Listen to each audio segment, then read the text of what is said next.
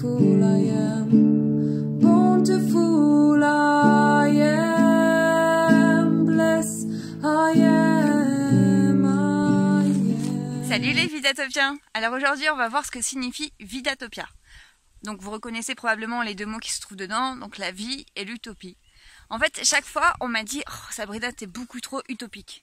Moi j'adorais ce mot-là, mais c'est vrai que la connotation peu glorieuse qui allait avec me gênait un peu. Je pense que comme pour beaucoup, j'ai souvent dû faire avec les c'est comme ça, c'est la vie, c'est pareil pour tout le monde. Et en fait j'essayais de faire avec, mais ça m'ennuyait au plus haut point, ça me faisait pas sens, et j'avais du mal à me résoudre à l'idée qu'il n'y avait qu'une seule voie pour tous.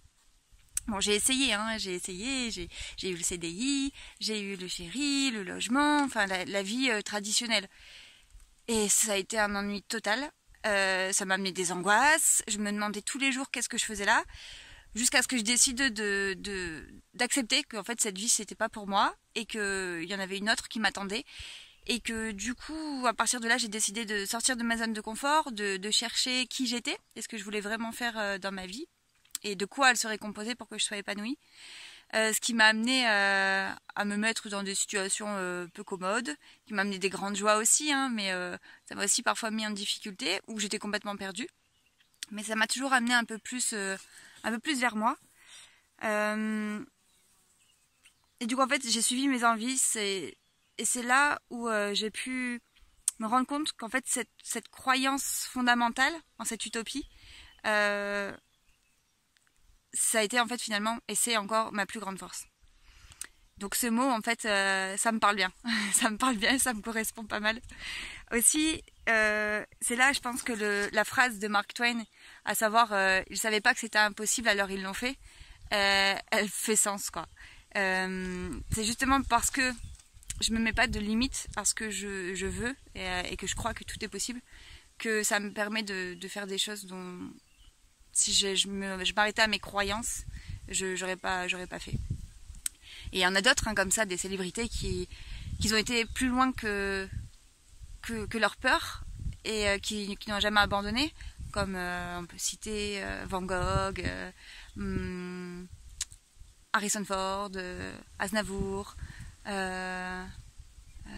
Jim Carrey, il y en a plein, le basketteur là, Michael Jordan, enfin voilà, tous ces gens là, ils auraient pu abandonner maintes et maintes fois, et ils ont connu plein d'échecs, mais en fait ils se sont juste pas arrêtés. Et ensuite l'autre mot qui apparaît dans Vidatopia, c'est la vie. Cette folle vie, qu'est-ce que j'aime cette folle vie. Elle nous challenge, elle est pleine de surprises, elle nous fait tomber, nous fait nous relever, elle nous rapporte énormément de joie, énormément de peine aussi. Enfin, c'est un grand terrain de jeu rempli d'apprentissage, et en fait je me régale à la vivre, et à m'en amuser, même si c'est pas toujours facile. Du coup voilà, je me suis demandé à quoi ressemblerait la vie de mes rêves.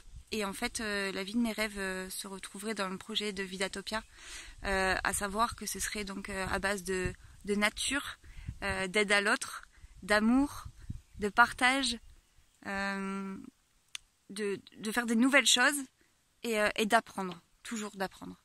Donc voilà. Donc j'aime penser que mon rêve, donc Vidatopia, soit rempli de plein de Vidatopiens, et qu'on puisse essayer de faire autrement ensemble, et s'en amuser, et être juste dans le partage, quoi. Partage des connaissances, et dans l'aide à l'autre. Enfin voilà pourquoi ça s'appelle Vidatopia. En espérant que ça vous ait éclairé un peu plus. Je vous embrasse très fort les Vidatopiens, à tout bientôt. Mouah.